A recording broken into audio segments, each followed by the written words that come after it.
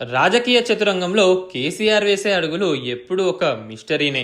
ఇప్పుడు పొలిటికల్ సర్కిల్లో ఒక ఆసక్తికరమైన గాసిప్ తెగ హల్చల్ చేస్తోంది.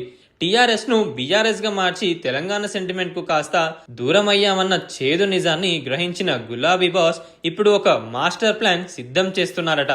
ప్రస్తుతం జాతీయ స్థాయిలో మారుతున్న సమీకరణల నేపథ్యంలో బీఆర్ఎస్ పార్టీ బీజేపీతో జతకట్టవచ్చు అన్న ప్రచారం జోరందుకోంది. అయితే ఒకవేళ పొత్తు కుదిరితే తెలంగాణలో పక్కా ప్రాంతీయవాదాన్ని వినిపించే స్పేస్ ఖాళీ అవుతోంది.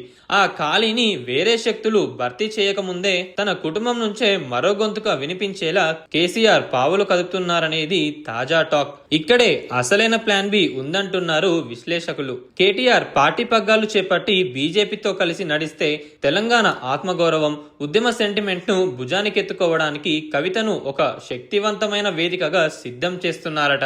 గతంలోనూ కేసీఆర్ జాతీయ రాజకీయాల్లోకి వెళ్తానని చెప్పినప్పుడు రాష్ట్ర బాధ్యతలను కేటీఆర్ కు అప్పగించి కవితను కీలక పాత్రకు సిద్ధం చేశారు.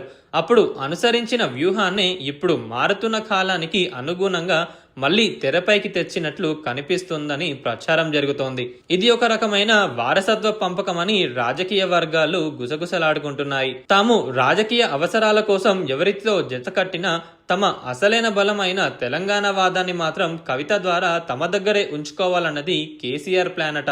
రేపు ఏ కూటమి అధికారంలోకి వచ్చినా కింగ్ మేకర్ పాత్ర మాత్రం కల్వకుంట్ల కుటుంబం చేతుల్లోనే ఉండేలా ఈ భారీ స్కెచ్ పడిందని అంతా చర్చించుకుంటున్నారు. రాజకీయాల్లో గాలి ఎటు వీస్తుందో ముందే పసిగట్టే కేసీఆర్ తన రాజకీయ వారసత్వాన్ని రెండు వేరే వేరే మార్గాల్లో ప్రయాణించేలా చేస్తున్నారని అనుమానిస్తున్నారు.